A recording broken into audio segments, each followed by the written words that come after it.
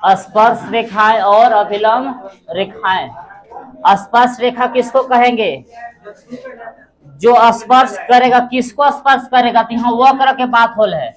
जैसे मानी का चीज है वक्र, वक्र माने कि टेढ़ी मेढ़ी रेखा, तो हम एक वक्र बनाते हैं। तो स्पर्श रेखा किसको कहेंगे? जो वक्र को स्पर्श करते हुए जाएगा कोई बिंदु पर।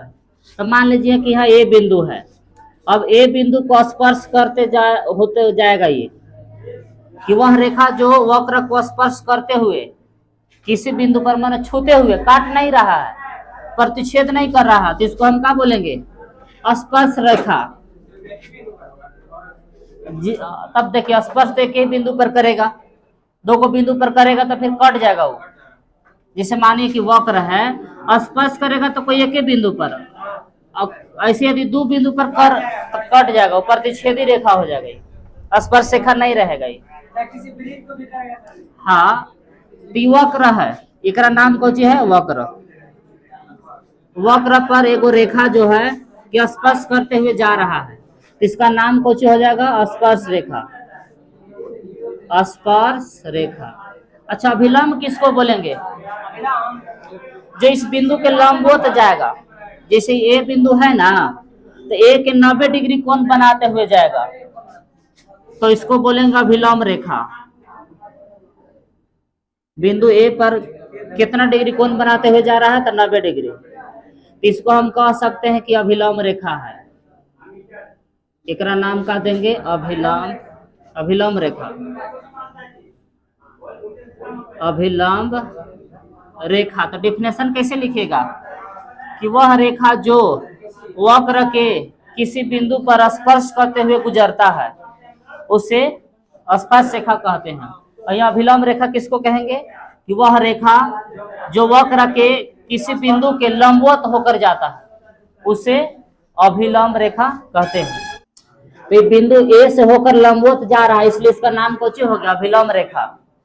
और ये जो पड़ा हुआ रेखा है, हाँ, इसको मान लीजिए ना L1 है, और ये कौन है? L2। तो L1 रेखा है कि एक को स्पर्श करते हुए जा रहा है, छूते हुए जा रहा है, इसलिए स्पर्श रेखा हो गया। अब L2 कौन है? बिंदु ए के लंबवत होकर जा रहा है, इसलिए अभिलंब रेखा हो गया।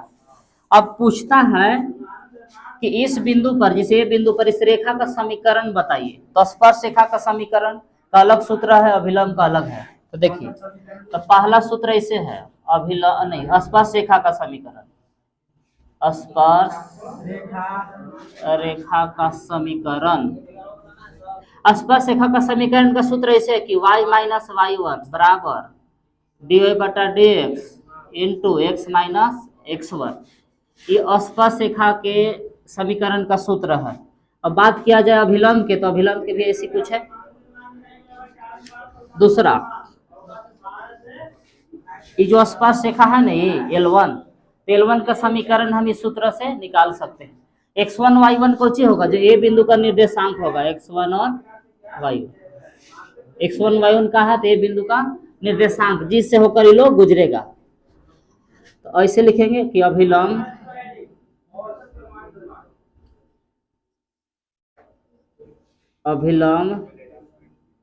रेखा का समीकरण। तो बस सेम ऐसे है, देखिए दोनों के एक जैसा, थोड़ा सा अंतर हो जाएगा कि इसमें है कि y माइनस y1, इसमें भी वैसे हो गया, खाली dy बटा dx की जगह पर ही हो जाएगा कि -1 बटा dy बटा dx, x माइनस x1। देखिए कौन सी चेंज हुआ? दोनों का सूत्र एक जैसा है समीकरण के, उसमें dy बटा dx है, तो इसमें कौन सी है? -1 बटा dy बटा dx। बस यही दोनों का है। तो लिखिए, ऐसे लिखेंगे। पीछे फर्स्ट ईयर में भी जल्दी बताया है ढाल का सूत्र, ढाल या प्रवणता। क्या है सूत्र जी? कि ढाल या प्रवणता। ढाल या प्रवणता, इसको अंग्रेजी में क्या बोला जाता है? स्लोप। यानी के सूचित क्या से करते हैं? या तो m से, या तो फिर tan थीटा से, या अब यहाँ इसी को dy बटा dx से सूचित करते हैं। समझ रहे बात? ढाल को कौन कौन चीज दर्शा रहा है यहाँ? m चाहे tan थीटा या तो dy बटा dx। अब ढाल के सूत्र अलग अलग यहाँ होगा। स्पर्श रेखा की ढाल या प्रवणता, ढाल या प्रवणता। इस सूत्र एक ये है कि या तो dy बटा dx लिख दीजिए, या तो m लिख दीजिए, या तो tan थीटा। इस सूत्र से निकल जाएगा स्पर्श रेखा की ढाल। दूसरा, अभिलंब रेखा की ढाल, अभिलंब रेखा की ढाल, स्पर्श रेखा अभिलंब रेखा की ढाल या प्रवणता, बस यही है। थोड़ा सा ऐसे हो जाएगा कि -1 बटा dy बटा dx, ठीक। या इसी को हम लिख सकते हैं कि -1 बटा m -1/tan थीटा। समझ रहे हैं? अभिलंब रेखा की ढाल या प्रवणता का सूत्र है खाली -1 बटा, इसे कर देता है ना। यदि दो रेखाएं एक दूसरे के समांतर हो, एक दूसरे के समांतर हो तो मतलब कि दो गो रेखा है ना, एगो के ढाल है m1 और दूसरा का ढाल है m2, तो समांतर रेखा रहता है तो दोनों का स्लोप बराबर होता है, मानो ढाल दोनों के क्या होता है, बराबर। समझ रहे हैं? क्वेश्चन में बोलेगा कि दोनों रेखाएं समांतर है तो दोनों का ढाल कुछ हो जाएगा, बराबर। ये सब फर्स्ट ईयर में पढ़ना था। यदि दो रेखाएं एक दूसरे के समांतर हो तो m1 बराबर m2 होता है, लेकिन यहीं पर यदि दोनों रेखाएं लंबवत होगा एक दूसरे के, तब हाँ, लंबवत के लिए अलग है। थोड़ा चित्र बढ़िया से बनाएगा। ये दो L1 और L2 रेखा है, एक स्लोप है m1, एक स्लोप है m2। अब ऐसे चौथा में लिखते हैं कि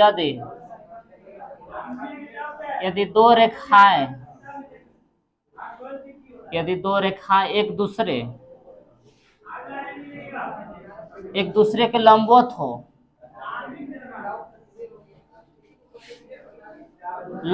हो, माने कैसे, माने कि L1 रेखा इधर गया है, इसका स्लोप है m1, और दूसरा का है L2 रेखा जो इधर गया है, इसका स्लोप है m2। मान लीजिए ये m1 स्लोप वाला है, ये m2 वाला है, एक दूसरे पर का चीज लोग लंब है। तो इस कंडीशन में ऐसे होता है कि m1 इंटू m2 बराबर -1 होता है। समझ रहे हैं बात? यदि दो रेखाओं के ढाल का गुणनफल -1 हो तो इसका मतलब है कि दोनों रेखा पहले से कौन है, एक दूसरे के लंबवत है। तो लंबवत रहेगा तो m1 इंटू m2 बराबर होगा -1, और समांतर होगा तो m1 बराबर हो जाएगा m2। तो इसी प्रोसेस से अभिलंब का जो है ना कि ढाल माइनस में आता है। कैसे? जैसे माने कि m1 बराबर हम लिखेंगे, m2 केने भेज देंगे, हो जाएगा ना इसे, m1 बराबर -1 बटा m2। यही है कि अभिलंब रेखा की प्रवणता या ढाल -1 बटा dy बटा dx हो जाता है। ये स्पर्श रेखा के है और ये कोची के है, अभिलंब के है। यही सूत्र से अभिलंब का स्लोप में माइनस हो जाता है कि -1 बटा m2। तो चलिए इतना सूत्र लिखिए, तो एक दो और फार्मूला है जो बता रहे हैं, लिखिए। यदि स्पर्श रेखा एक अक्ष के समांतर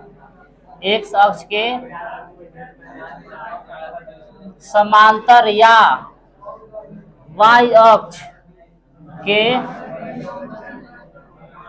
लंबवत, यदि स्पर्श रेखा एक अक्ष के समांतर रहेगा या तो y अक्ष के लंबवत रहेगा तो क्या कंडीशन होगा? देखिए, एक अक्ष के समांतर, बुझा रहा है बात, एक अक्ष है और y अक्ष है, तो y अक्ष एक अक्ष के समांतर माने कि एक अक्ष है तो रेखा ऐसे रहेगा, ऐसे। इस रेखा को हम मान लेते हैं कि स्पर्श रेखा यही है, स्पर्श रेखा। देख रहे हैं, ये एक अक्ष के समांतर है लेकिन y अक्ष के कौन है, लंब है। देख रहे हैं ना, एक्स के समांतर होगा तो वाई के कोची होगा, ये लंबवत होगा। तो ये tan थीटा, ये हम लोग जानते हैं ढाल का सूत्र कि dy बटा dx बराबर क्या होता है, tan थीटा। तो tan थीटा स्पर्श रेखा किसके साथ कोण बनाता है, एक्स अक्ष के साथ। एक्स अक्ष के साथ बनाया गया कोण ही क्या कहलाता है, tan थीटा। और ढाल निकलता है किस से, एक्स अक्ष से। जितना कोण बनाएगा उसका उतना ही ढाल होगा। तो एक्स अक्ष के समांतर है तो कै डिग्री कोण बन रहा है, आप लोग बताइए। 0 डिग्री ना। समांतर है तो देखिए यहाँ भी हो सकता है, यहाँ भी होता है, इस पर भी हो सकता है।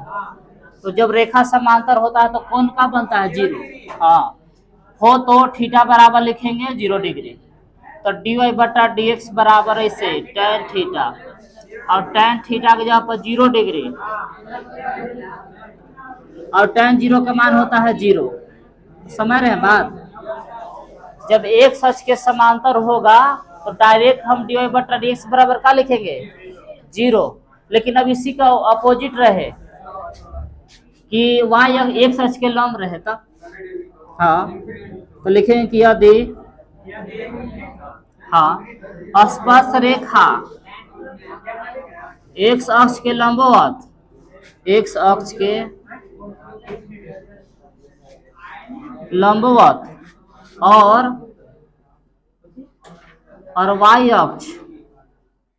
वाई अक्ष के समांतर हो तो, समझ रहे बात।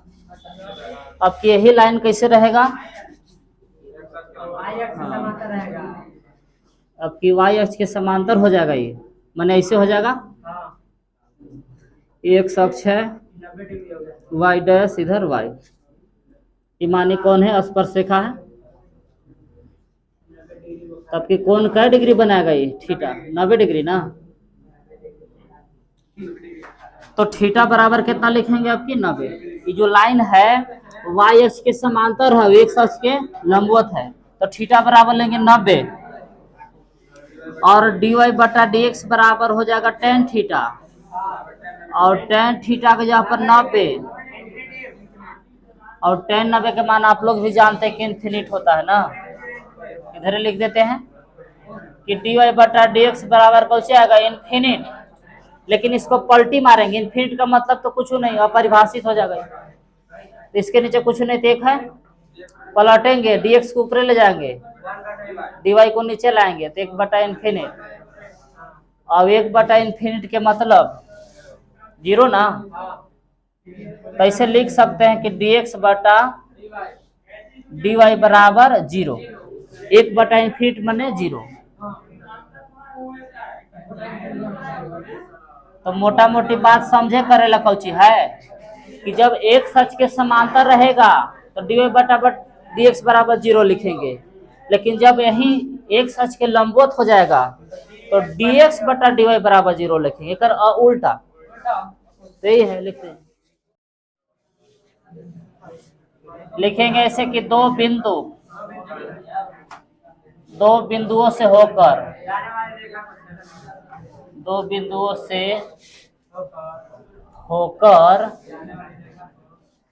जाने वाली रेखा को क्या कहते हैं, दो बिंदुओं से होकर जाने वाली रेखा की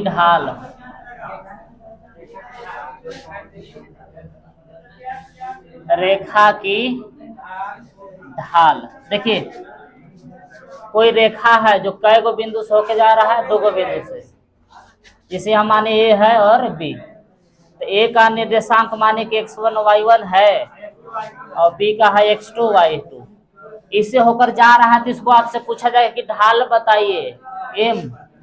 देखकर सूत्र एकदम सिंपल है, फर्स्ट ईयर में ही पढ़ना था कि m बराबर कैसे कि y2 माइनस y1 बटा x2 माइनस x1।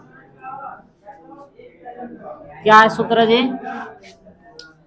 कि 2 बिंदु से होकर जाने वाली रेखा की ढाल m बराबर ही सूत्र होगा कि y2 माइनस y1 बटा x2 माइनस x1। अच्छा, कुछ और बात लिख देते हैं 5वां हच में। जैसे बोले जाए कि x एक्स अक्ष पर वाई का मान क्या होता है? 0। और वाई अक्ष पर